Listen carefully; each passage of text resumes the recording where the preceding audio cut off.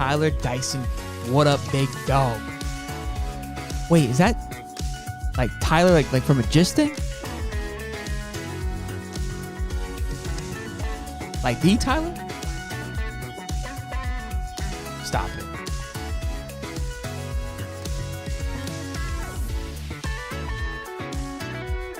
Boys and girls, ladies and gentlemen, we are here coming to you live. 97.9 KISS FM radio. Woo-wee. We're coming in smooth and clean this afternoon, ladies and gentlemen. Good evening, good afternoon. Welcome back to another episode of High Top Sports. I am in the studio with my man Cody, aka the Professor. All right, I gotta cut it out. we might make a baby or something in the chat. You know what I'm saying? What's going on, Yeah, Cody? DJ Smooth over there. We're vibing. We're having a good time, boys and girls. Welcome to the show. We have a jam-packed show, of course. It's our Sunday show, 7:35. Talk all things NFL. Heavy on the Jags talk. Obviously, Jaguars had a big week. Got a new stadium. There's a possibility that they're going to be hosting a few games, maybe all their games, in Daytona International Speedway. Interesting stuff there. We're going to talk about that. The cost of the new stadium. There is a battle for the ages going on there in Tampa, down to South Florida here. So we've got to talk about that, obviously, because it's heating up. And then Anthony Richardson, of course, we got to tap in to see what's going up there in Indianapolis with our boy from Florida.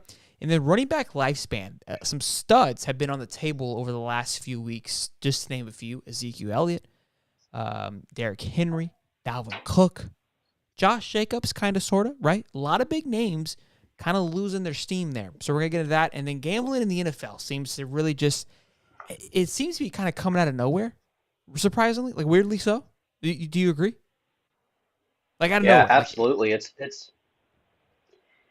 yeah, and when you log into those sites, they pinpoint exactly where you're at via GPS. I don't know if you've ever tried to be on vacation and place a bet in a state that doesn't allow betting, it won't let you. So, man, oh man. And there's one player that actually made bets on his own team. Little Pete Rose action. Yeah, and we know what happened to Pete Rose when that happened. So we're going to get into all of that. For now, though, Tyler, what's up? Freckled Bays, what's going on, big dog? Welcome to the stream, big supporter there. Mama, how are you? Good to see you. She was just over for dinner. Good to see you again. And then Adrian Raps. Let's get it. Let's go, boys. Let's have a good show. Let's talk about it. So, first order of business, always got to tap into the Jags OTA. Look, it's slow right now, boys, but we're grooving. We're grinding. I feel like the NFL kind of creates noise. I think it's where the gambling stuff coming from because it's been a quiet offseason. Not too many big signs, not too many big trades going on outside the Aaron Rodgers. So, this is what we got, boys. Codes? Yeah, so Jags kind of are wrapping up their OTAs. I think they're going to have a joint practice with somebody, and then they have the only thing they have left is mandatory minicamp. So, we're getting towards the end of this thing, and every day is one day closer to the NFL season starting. We're going to start off with Calvin Ridley and a little bit of hot water. Believe it or not, Calvin Ridley has been on a pitch count by the sports, essentially like the sports doctor. They just don't want to get him hurt. When you're off almost 2 seasons, you got to get back into football shape and running routes and bumping into people and stuff like that. So he's been on a pitch count, and I guess it has been reported that essentially he's been sneaking in a little extra reps on 11 on 11, telling string number 3 and 4, hey, get out of here, let me take these reps. And Dougie P wasn't very happy about that after the sports medicine people told him they spent a lot of time on drafting this graph of when Calvin Ridley will be 100% back. And Ridley's he's a dog, so he just wants to be in there. He said, I only know one speed, and that's all the way. This is a direct quote from Ridley. What do you think about that? Yeah, look, I think you love hearing it, that he's hungry and ready to get back to it, obviously. But there's a point where it's like, look, dude, we plan this out for a reason. Don't just go off thinking that you can just do whatever you want. Like, there's a reason why there's schemes here. These guys get paid big money to make sure that you come back properly so you don't get injured. I love that you're excited. I love that you want to be here and you want to grind, and I get it. You got one speed, but you're also a vet. You're you're coming in with a veteran presence. You're supposed to be, setting the tone. And that doesn't mean just sit around, lie around. Like, you could still help, right? The guys you're kicking out of line, understand, like, hey, I'm not supposed to be skipping this line. Well, let me help you. Let me help you get better. Help the team get better. So it's got to be more of a selfless act in that. And that sounds kind of cheesy. And I feel like maybe with getting older and becoming a dad, I'm becoming like kind of more of a square. Because I think you had asked me this question like a year ago. I'd be like, hell yeah, dude. Look Calvin Ridley ride, baby. But, as you get a little older, you get a little more wiser. And you got to realize, like, look, there's a reason why he's asking you. He's, old Dougie P's not saying, hey, you can't do this just because he's bored, or he wants to cut things off for Calvin Ridley. So I think Calvin needs to understand that, chill out for a little bit, and just, follow. It's not that big of a deal. Obviously, I think that it's hot water, but not really hot water. But it's definitely like, have some respect. Coach is kind of putting a game plan for you, So Yeah, and I get it. An athlete knows his body best, but like you said, they pay these sports doctors four, five, six, seven, $800,000 a year to, they're the best at what they do. And if you kind of want to buck the train, then it could lead you into some problems down the road. I don't think it's that big of a deal. I think it's no, just talking season, and it's it's like we just one said, of those they got to things. find something to spark the news here, boys. You know what I mean? You got to get the clickbait title somehow. So Yeah, most definitely. Next, we're going to go to T-Law, and not what he's doing right now, but kind of what happened this past off season. He 2 years in a row he had obviously his rookie year he had Urban, and he had to learn the playbook and learn how to be an NFL quarterback and a franchise guy. So he really didn't get a time to relax and recharge. Last year, Dougie P comes in, good and it's point. a completely different offense. Yep. So it's about the same thing with that. Doesn't get to recharge, and he said I really enjoyed the time off. I really learned about myself, and I really got to recharge, and I feel better than I've ever felt. Now, that's a big thing. The spotlight has been on that guy for since high school, and he's saying this is the first time I've had off and since high school equivalently. Mm. Now, So is this going to be the best version of T Law we've ever seen? well, so that was my next question, right? Like, we could get a little nervous in the sense of, well, now he's had time off. Could that scare us, or could we get an explosive? Could we get a Joey Burrow like? I always feel like when you see Joey Burrow on the field, the guy just looks calm, cool, and collected. He looks like he's well rested. You know what I mean? Like, I envy those guys. Like, there was an interview. Gosh, I think it was with Rich Eisen, and it kind of, I can't remember the article. I'm gonna butcher it, but essentially he was just kind of like, yeah, I'm here to win. I expect to be the greatest, but not in a cocky way, a very humble, just cool, collected, swaggerish way. And I love it. That's why I love Joey Burrow. I think the guy is cool as a cucumber. Trevor Lawrence has the coolness for sure. Not like Joey B. Like Joey B, you look at him, like his face says without saying it, I don't give a fuck about your opinion. Trevor kind of carries the more of a political face. Like, I'm here to please everybody. Hey, how's it going? Hey, right? The smiles are always going. Like, he's like not actually waving and saying like he's, doing the political wave, but it feels like his mannerisms are, you know what I'm saying?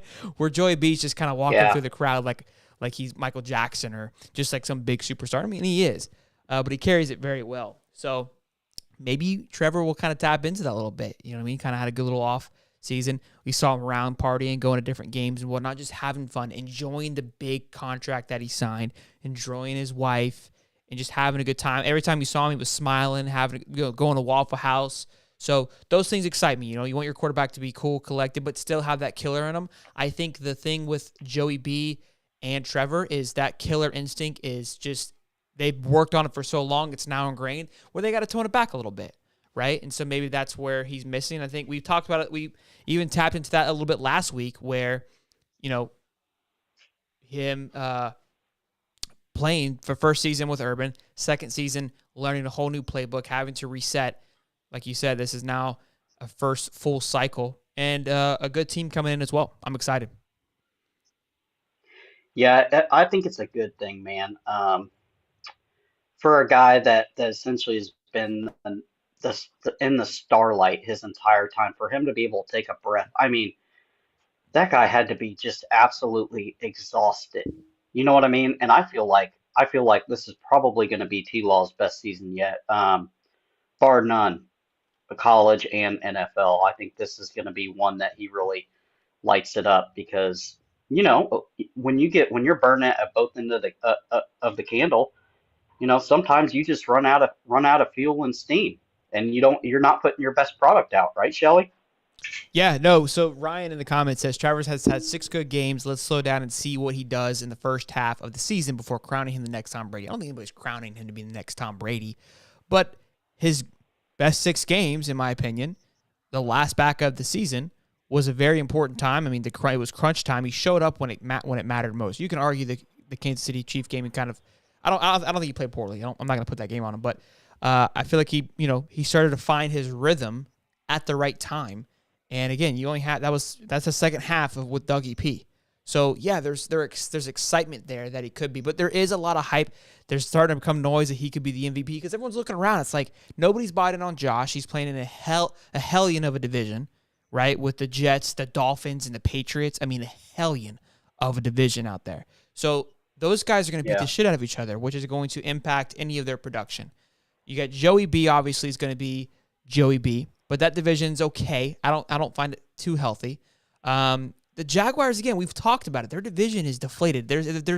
It's like the stars are syncing up perfectly. They're in a rhythm. They have a young, motivated, fired up quarterback. While the rest of your division is just diminished. But look, you got to get through Kansas City. You got to get through Joey B. There's a gauntlet you got to get through.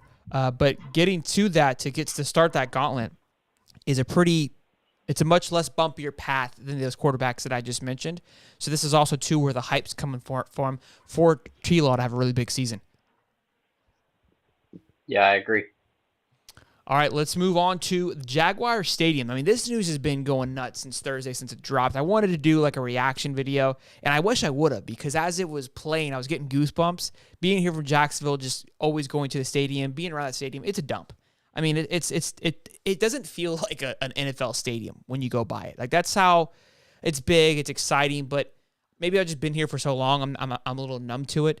But it just doesn't have this grand feel. I mean, I get goosebumps when I go to Ben Hill every single time. Like I just love going down University and just looking at the stadium and just everything about it just fires me up when it's tailgating. You get the smells and the cheers and the crowd. Like it just is amazing. And then you go to Jacksonville and it's like just a big cookout going around. You know what I mean? Like it's just like a family barbecue. People just hanging out. Like it's not the same.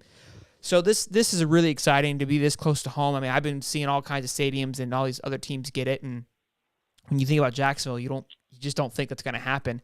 We had the Super Bowl here back in 2003. I mean, that was a big deal when I was a kid, and it would never come back. This gives me hope that it'll come back. They're building 4 seasons next to the stadium. This stadium gives me SoFi vibes, right? The outside. And what stadiums are starting to do, the baseball, in my opinion, kind of started it. You can probably say Jerry did it in Dallas. I think Dallas has this a little bit outside their stadium where it's very fan-friendly. So you don't have to necessarily go into the stadium, right? You can just go and hang out and you feel a part of it. You feel like this is enough. Like I'm good. And the Braves stadium is phenomenal with that. But this also showed it kind of, the early on side of it showed a lot of interesting like shops and just plazas around it, which is really exciting because, again, if you go around it now, it's just parking lot. It's just concrete jungle, essentially. So that part excites me. I didn't see anything about like a Jaguar zoo. I think that would be incredible, right? I mean, how do you miss out on that, like an opportunity? LSU has a tiger zoo, or you know what I mean? Like, how do you not go get a Jaguar zoo? Like, dude, like that would be sick. Yeah. Like, you have an opportunity here to throw some glass pane, a plat plane somewhere, paneling somewhere.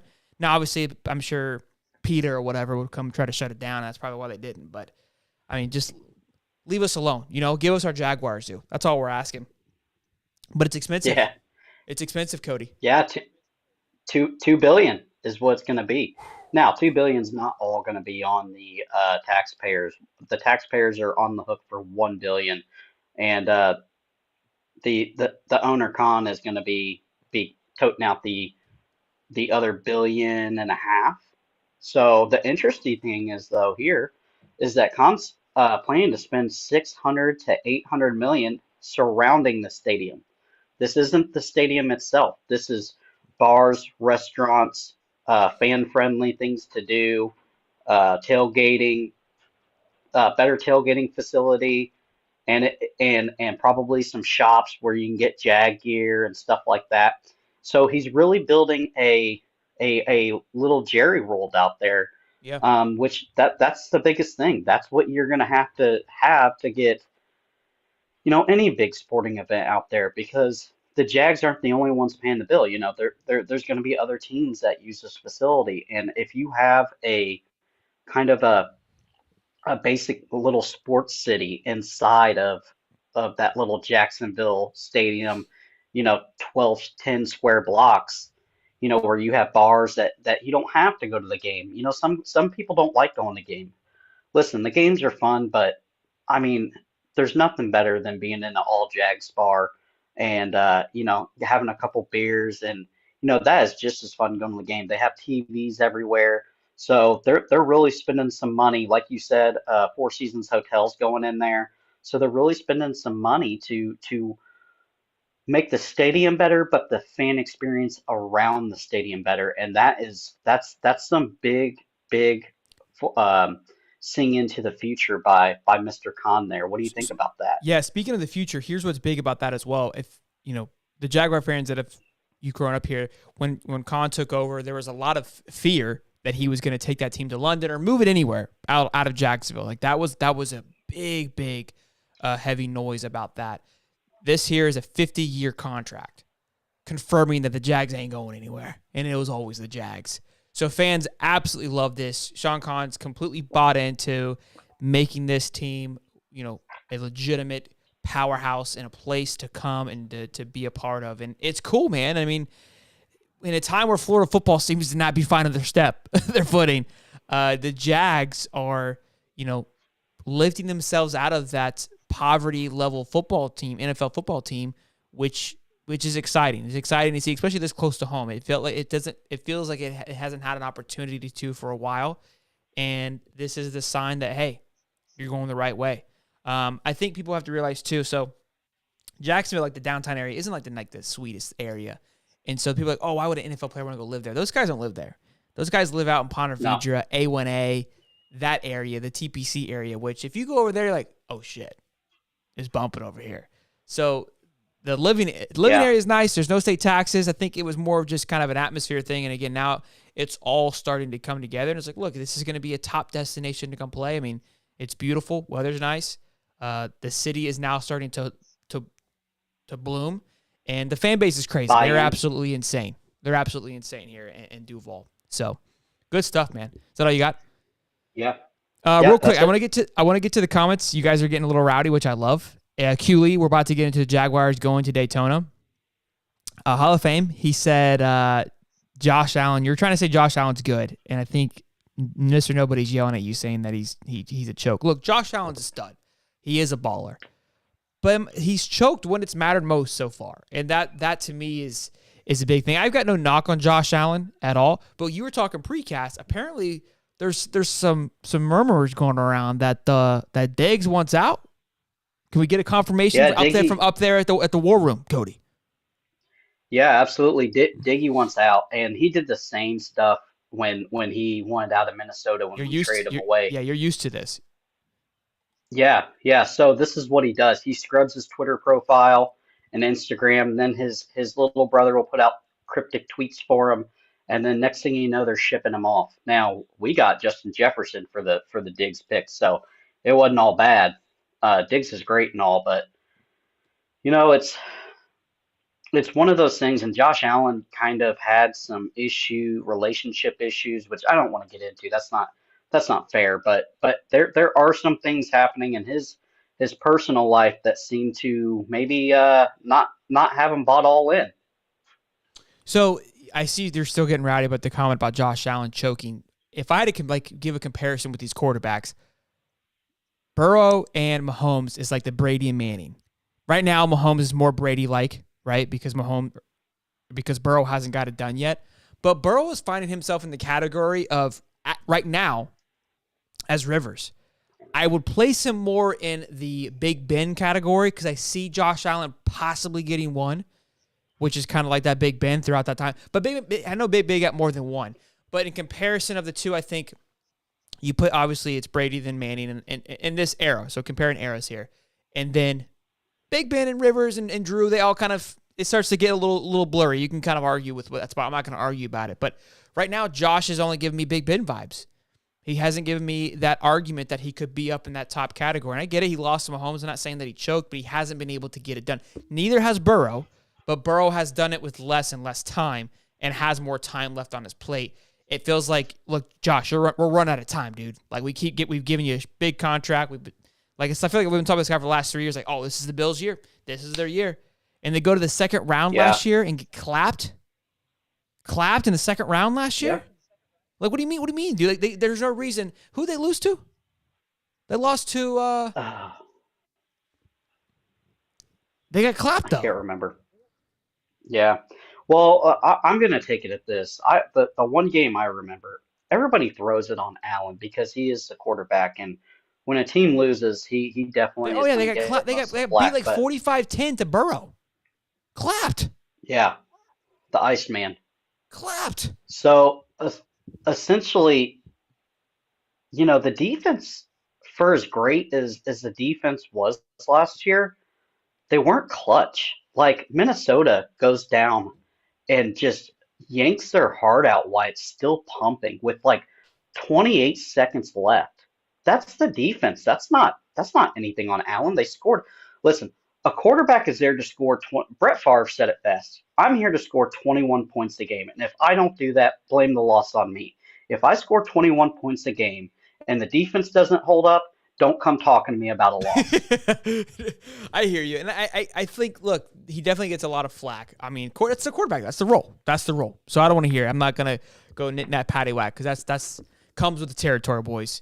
You got to ride the highs. You got to ride the lows. So good stuff, man. Appreciate that. But look, and still talking about the Jaguar Stadium, there is some heavy news in the last 24 hours because the Jaguars during this renovation are going to be needing a new home.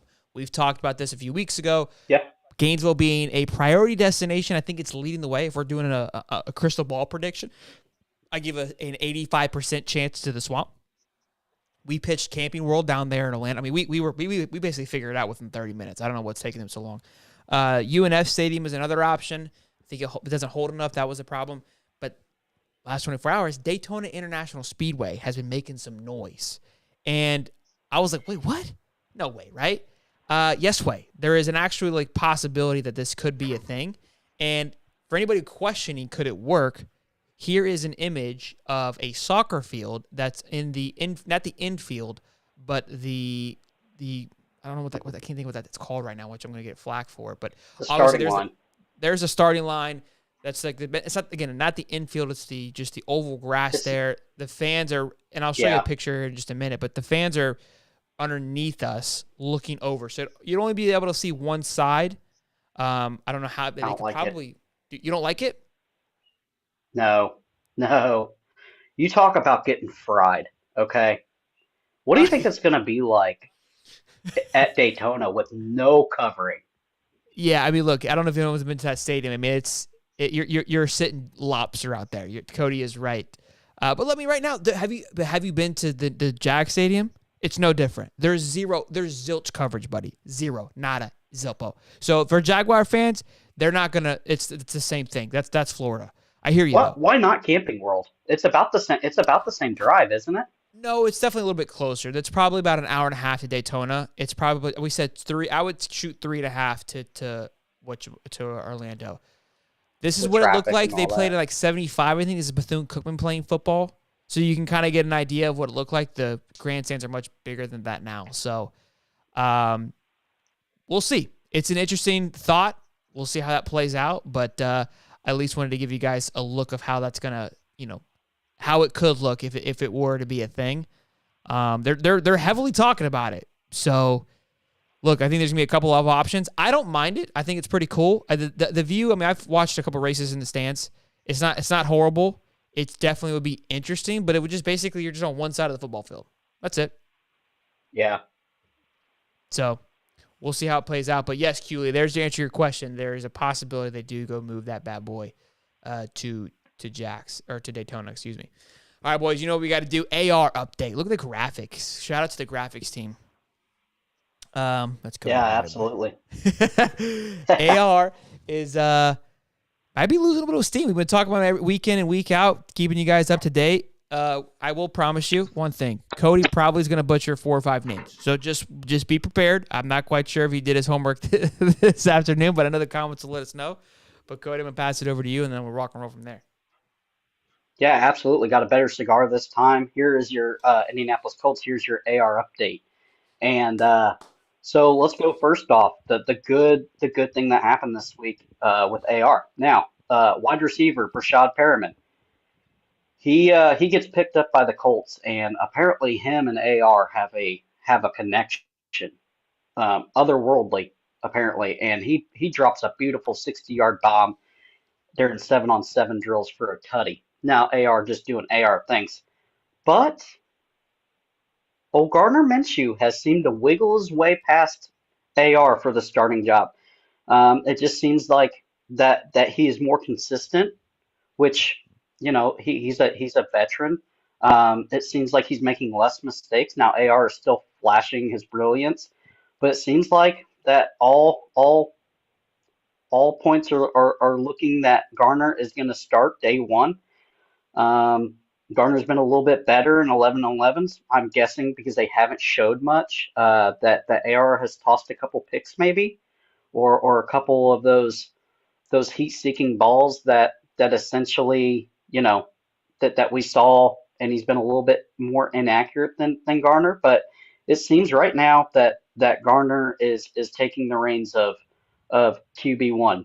But here's the caveat: they are going to do a joint practice with the Bears, and if AR can really show out during the joint practice with the Bears, it seems that AR can really get his spot back. It's literally throw to throw right now, is what they're saying, and the comparison between Minshew, and that's how tight the race is. So I'm familiar with Gardner just because he played in Jackson for a little bit. The guy's an absolute dog. Okay, got that dog. He's a killer. He doesn't really get phased. I think what happened to him he had it with Nick Foles. He had it with Trevor Lawrence. He didn't have it with Jalen Hurts in Philadelphia because he didn't go there with the intention of starting. But Jacksonville, I felt like he probably thought like, hey, this is my job, and he never really got a chance. So he's been through this. He's experienced of dealing with a new guy coming in and trying to take your position. I think he's much more well-versed now how to handle that. Another big thing, he played with Shane Steichen Steichen, I'm going to mess it up too, from Philadelphia, who obviously is now the head coach of Indy. So same offense that he ran in Philly. And don't forget, he played a few games. He started a few games when Jalen Hurts got hurt last year. So Gardner's coming over with a massive head start over Anthony. So for the fact that the conversations Playbook. for the fact that the conversations we're even talking about AR possibly taking over is a huge compliment to AR. Now it could just be the fact that there's a ton of noise of their first round draft pick quarterback and they want him to be there, so they're amping it up more, which is probably more of the case than more of the situation that's happening. But Gardner is in a very good position. If this doesn't work out for him to be the guy, I think he's going to find himself as a lifer as a backup guy because, again, you've had a few years in the league. You are now with you're with the same coach for 2 years in a row. You have a massive head start. The one thing you don't have is the athleticism that Anthony has, sure, but all things you should be able to take this role, and there is kind of a sign that it's right now it's his to lose. He's carrying himself well. He knows the playbook better. All the things that you would want to get the ball rolling in the right direction, Gardner has. If I was a betting man, if there was an odds of who's going to be week one starter, I would place my money on Gardner Minshew. Yeah, and it's no knock to AR really. It's No. just Nope. Just simply I think it's best. yeah. Do you? I think it's best for AR's development, and I think what happened was early in the OTAs, AR comes in and he just doesn't look like the other quarterbacks. He's a freak, right? He's an athletic freak, and they just got so enamored with what he can do, and maybe not necessarily the coach. Well, no, they're giving him a lot of reps, so maybe the coaching staff too. And then get settled in, and bad days are going to happen. It's work, right? This is work for these guys. I had a terrible day for Thursday and cost UPS $4,000 for a new head on an engine. So it happens. It's a bad day. But here's the thing: is Minshew obviously knows the offense, right? And AR is still learning the offense. And I don't knock it as a bad thing if AR doesn't start day one, snap one for the Indianapolis Colts. I truthfully think this is the best thing that had happened to him. I said it on the NFL draft night that if he can sit, that would be best. I mean, look, and we're the guy sitting behind the camera, so, what do we know? But, I mean, we're just watching him in Gainesville, and I think just history shows that time is going to be better for him. So, we'll see. We'll definitely keep tabs on it and keep you guys moving, but appreciate the update there, Coach. Next up, we had some people kind of in the comments, a few, maybe one or two, asking about the battle going on in Tampa, and I was like, you know what? It's a Florida team. Why not? I mean, Kyle Trask is there, another Florida quarterback, so we got two Florida quarterbacks in the NFL right now. Both guys battling out. Who's going to take it over? Look, this for the fact that Kyle Trask is battling it. Now, Baker Mayfield, a solidified, veteran starter guy. It's a little tough, but he's making a little bit of a run. Is that right, Cody? Yeah, absolutely. And shout out to Jonah Chadwick for the comment. We're always looking and always watching, and this topic is just because of you, my guy. So I hope you enjoy it. Did a little research on it. Now, Bruce Arians has an off the field role and is still dabbling a little bit, right? He was really dabbling last year. And Bruce Arians, this is from him. He said, if you had to have me pick the starting job right now, I would have to give it to Baker. He just has an energy about him, a leadership quality, and if there's teammates messing up, he lets you know. And he's just a dog. He goes, but it's literally throw by throw right now. Kyle had an extremely good second half of his practice. Now this is one practice he's talking about. He said where Kyle looked elite, like a top tier quarterback. But it's day by day. We just got to figure out what quarterback is going to be the most consistent. We just talked about this 10 seconds ago with Minshew and AR. Most consistent. Who's going to make the less mistakes is going to be essentially who starts. It's not all about physical freak attributes, right? It's about who's gonna make less mistakes.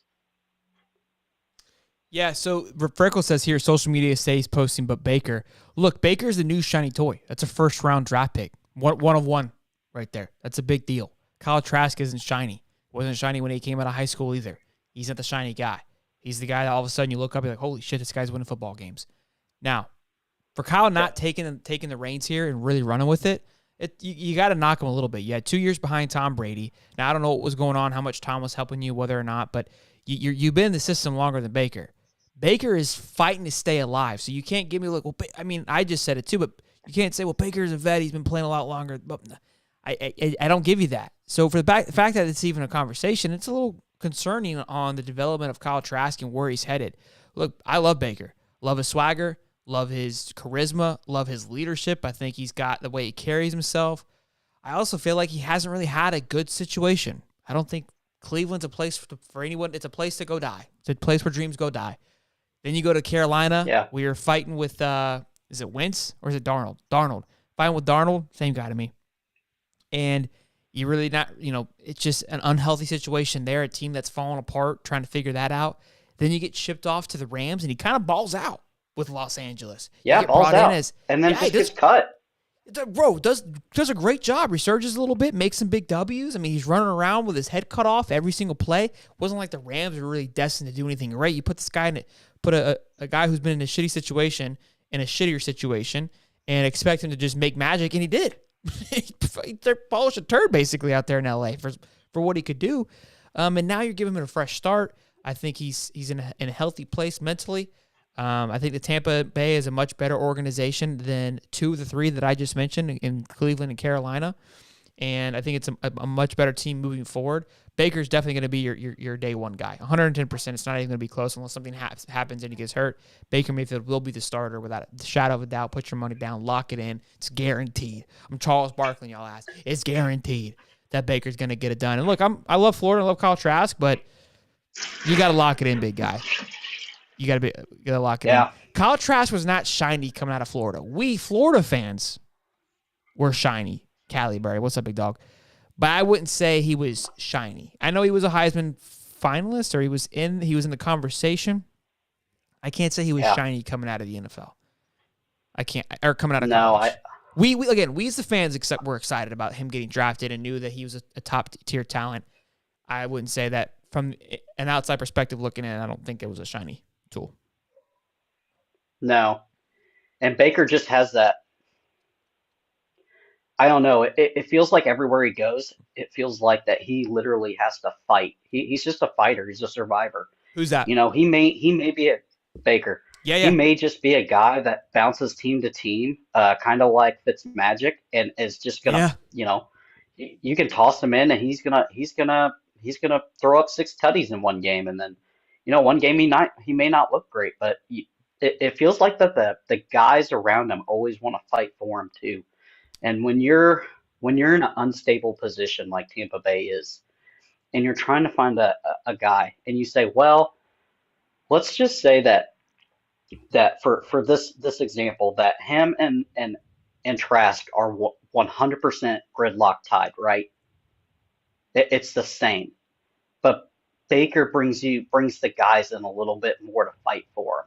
They're gonna pick Baker because at a quarterback position, you have to be a leader, and it's not that the guys don't like Trask. I wrote that down. That the guys love Trask, but it's different when you're just a dog. I mean, we say it all the time, but when Yeah, you're yeah. just a killer, when you have that killer mentality, when you go and He's cool. plant that flag in the center of Ohio State's Exactly. toe, You're ready to go to war you're with that just guy.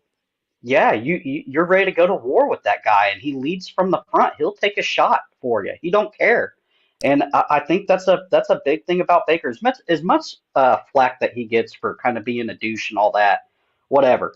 But it seems like these NFL guys want to go to war with him, and that's why he's the day one starter to me. It's If you nothing. I don't even if it's completely 50-50 on him being better than Trask. It's just a leadership deal. if you could put the mindset and the physicality that Baker Mayfield carries into Kyle Trask's body, my goodness, you got a perfect Oh quarterback. my God. It always seems like My that, right? I God. mean, it's guys like Baker Mayfield, who's That's 6'1", which is tiny. He's tiny, but look, I think that has a lot to do with his non-success. Is his size? I mean, bro, when you look at him out there, I'm like, God, he's so tiny out there. This is what we talked about with Bryce Young, and I'm not saying that Baker Mayfield and Bryce Young are the same person at all, but Drew Baker, Brees. Drew Baker Brees the same way. yeah, but Drew Brees is even another tier mentally because that guy made it work, right? Like that's a whole other level that has to be found. Can Baker get there? Sure. And that's what I kept preaching with Bryce Young. I was like, I'm not sold on Bryce Young. Like you guys keep saying, like size doesn't matter. That guy's 5'10". I'm 5'11", bro. Put me in, coach. Yeah. I'm telling you, size is gonna have a factor on it, whether you want to or not. It's gonna play a factor, and I think that's had a lot to do with Baker Mayfield and having a little bit of a bump in the road. But I'm excited to see what plays out.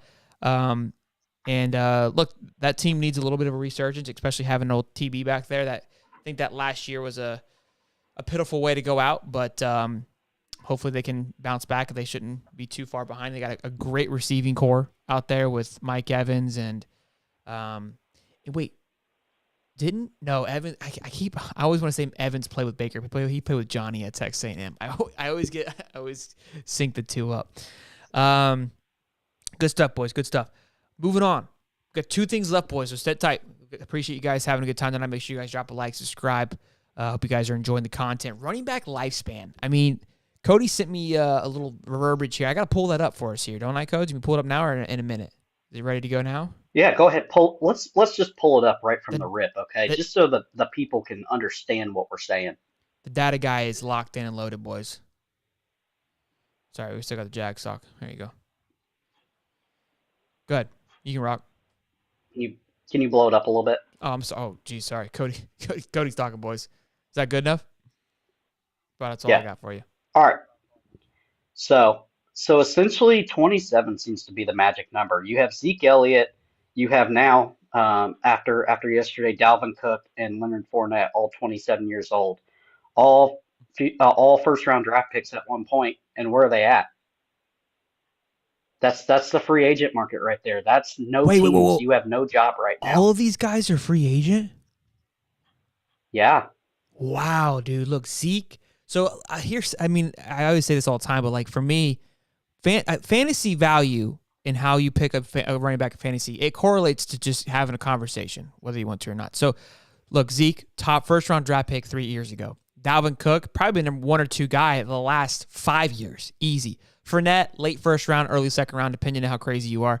Kareem Hunt, that's a weird one for me. PPR, he's pretty healthy. JD McKissick, wash. Always a bust.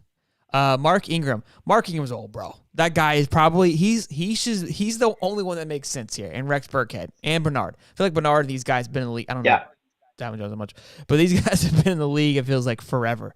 Royce Freeman. I can't believe he's already 27. Marlon Mack. Marlon Mack is 27. Marlon Mack and gone out, no job. And here's the thing, guys: the days of Adrian Marlon Peterson Mack, and wasn't Frank he like Gore, a rookie like 4 years ago? Like not even. Like Marlon I think Mack, he was I an feel old like rookie though. Marlon Mack, I feel like he was just like at the scene in Indy and was like fighting for a rookie role and was supposed to be the next best thing. And now I never did anything. And now he's out just like that. Gone. See you later, alligator. Wouldn't want to be you. Yeah, David it's Johnson the days from of Adrian Arizona. Peterson. R.I.P. Bubba. Yeah, I'm Sorry. telling you, bro. Ah, man, big names, dude. It's Big wild. names. That's Big what I names. brought it up. I was shocked when I started looking into this. And, you think, how old was Frank Gore when he finally lost I think Frank Gore's still playing. or retired? I think Frank's still No, playing. he's not. Yeah, him and Jamal Charles He are still playing. retired. No, him and Jamal Charles, they're still Adrian playing. Peterson, same way, right? Yeah, him, AP, those 3 are still running around somewhere. DeMarco Murray too. Those 4 guys they're somewhere. You just haven't seen them yet. I promise. They're around. But 27 seems to be the We're running backs go to essentially die. the death of running backs. Yeah, and that's first round talent. 3 of them we just rattled off right there, and then some high draft picks in Hunt that was very successful off the field issues, obviously, but it is what it is. And then Marlon Mack was supposed to be the next big thing there in Indianapolis, and they're all without jobs. Now, if there's one guy right now that I would say will have a job before Dalvin season Cook's gonna starts, have a it's job. probably Cook. Yeah. Yeah, he Dalvin. rushed for 1,000 yards last year. I wouldn't put him in the And same you asked category me. as these other guys. Dalvin didn't lose a job because of his inability to be impactful. He lost a job because of market cap, because the Vikings are atrocious at managing just anything in general. So we can't put him in the same Easy. category. Huh? I said easy. Yeah. So essentially, Dalvin Cook is a cap casualty, right? And he did lose a step. If you've been watching Dalvin Cook as I have, He didn't for the lose a last, step. You're just saying that because the Vikings let him go. He has not No, lost a step, he lost Cody. a step. No, don't do that. That buddy is thriving. He's 27 going on 22. Dalvin Cook's not going anywhere. For my I promise ego, you, he lost a step. Damn it, and Yeah. just stop it. he's going to Miami and he's going to ball out and be.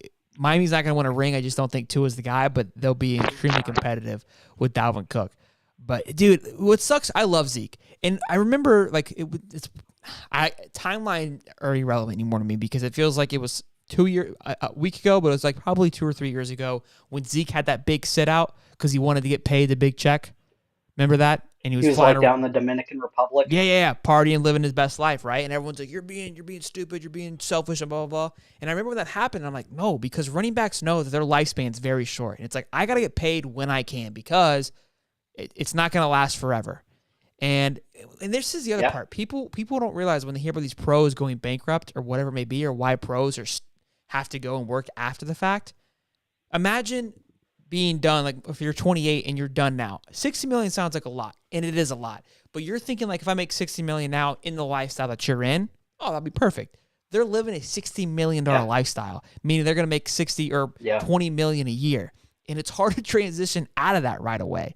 So that's how I used a kid, I'm like, that's crazy. How do they make 15 million a year and run out of money? And now I'm like, wow, I would probably run out of money too.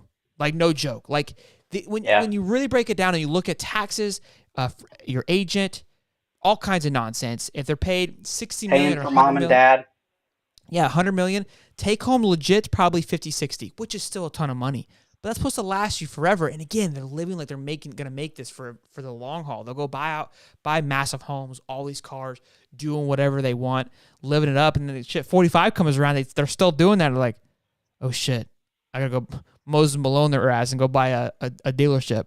You know what I'm saying? Like, Yeah. that's what happens. So I love Zeke, but everybody watched last year. That guy lost a step. Dalvin did not. He lost a step. Fournette he's just a big boy, but he's a problem child, man. It's a lot of risk there, dude. And Fournette's one of those guys that never really got it going. He got his ring because of Tom, but just in my opinion, for what he did in college, never really found his rhythm, in my opinion. Well, and you can say vice versa for Hunt, obviously. He was at one point electrifying. Everybody loved Kareem Hunt, and then just off the field issues, Yeah. just couldn't get it together, right? And these teams don't want to bring in problem childs. But yeah, like we said, Dalvin Cook will have a job. I think Zeke will find a niche somewhere.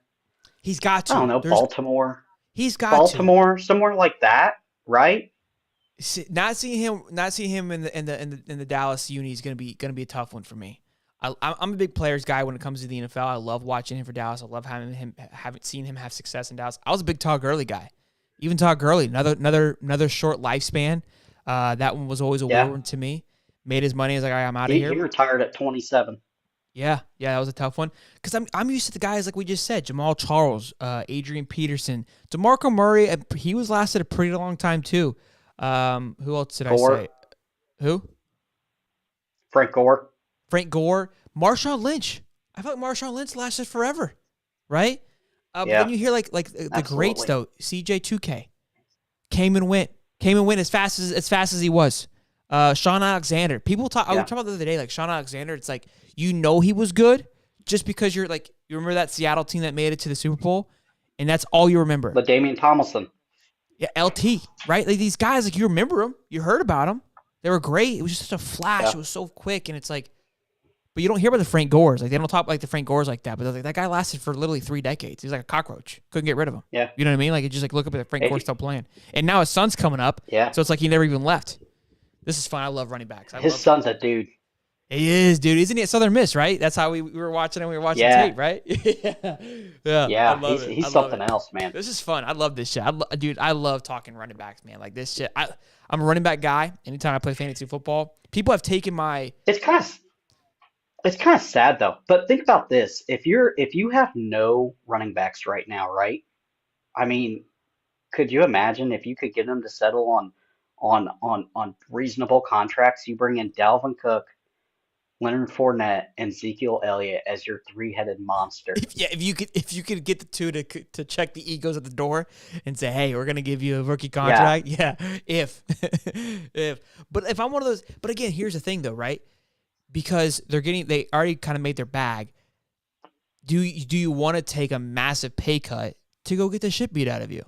You know what I mean? That's kind of where those guys are at. It's like No, it's just like it's not worth it. if you dude. have Like, the money put away, it's not worth it. And I thought Dalvin Cook's not going anywhere. Dalvin Cook's got 2 or 3 years left of just pure success. Zeke will find a home. Fournette will find a home. Fournette could be one of those guys like an Aaron Gordon in the NBA, right? Aaron played at Orlando, was the number 1 draft pick, was supposed to be the stud, never really did anything, gets traded to Denver, you kind of forget about it, whatever. Now we're in the NBA Finals. Like, oh, shit, there's Aaron Gordon. I remember that guy. He's supposed to be good. I feel like that's what's going to happen with Leonard. Kind of like 2 or 3 years, he'll be on a winning team. It's oh shit, Leonard's still playing. Look at him. He found his rhythm back again. So yeah. Dalvin's not going anywhere. Dalvin's just getting warmed up. Cody loves it here. All right, last thing, boys. We got Isaiah Rodgers caught gambling. This is absolute mayhem. Like what are we doing here? Look, this is goes with what we just said. They're having to gamble because they're running out of money. That's not enough. No. No. So Isaiah Rodgers Sr. Essentially got caught gambling, and not only gambling on MMA fights in the building, not only gambling on football games in the Colts facility. He gambled on the Colts. He went full Pete Rose. And the frustrating thing is Pat McAfee said it best when this came out. He said after the script deal last year, and you essentially gamble on the Colts, and they're going to put you out of the league permanently, forever, because they can't have it. It's done. He's gone. It's one of those things where the NFL is so. I mean, MMA. The UFC just got caught. One of their big people shaving points on matches and stuff like that. They were fixing fights and stuff, and they're going to go to federal prison. Dana White said, and it's one of those things you know better. That phone knows exactly where you're at. If you're on vacation and you go and try to put a a bet in with my bookie or whoever, and you're not in the state that you're supposed to be in for gambling, it won't let you gamble. You don't think it knows you're in the Colts facility or any other NFL facility? How dumb do you have to be? And apparently, the NFL puts on these meetings, like these hour-long meetings on why not to do this, because they're gonna catch you. It's a bad look. And then you go and give Minnesota the biggest comeback ever. That looks even worse. Mm. So it's just I a mean, one bad player deal. doesn't control that, but I hear you. No, Yeah, I don't, dude. So I don't understand it. I don't get like, it's look, it's insider trading is what it is. yeah, exactly. That's the biggest thing, and I've always wondered, like, hey, why can't you just let them gamble on other teams, right? I think you could make that happen. It's kind of like steroids. Like, you either let them do it or not. Like, it's just like we can't find like a happy medium. But I think obviously the biggest thing is not letting them gamble on other teams is because they can't separate the two. But you still have insider trading. You're closer to them than any of them, as is Vegas, right? The problem is that the people that are up top don't want other people to get their hand in the basket. I've They know always the been injury okay. report. Yeah, I've always been okay with players gambling on other things, just not the game they're playing. Unless I've always made the argument, unless they bet their team to win. I don't see the issue with that. Like, you're not throwing anything. I don't even like it. I don't like it at all. I hear you. None of it. I hear you. I hear you. I don't understand it. Look, gambling, the epidemic of gambling is getting atrocious. It's worse than people are realizing. It's worse than probably some drugs, but because it's being accepted so widely by everybody, by mainstream, and it has this colorful flavor to it. It's the vaping of it's basically tied to vaping, right?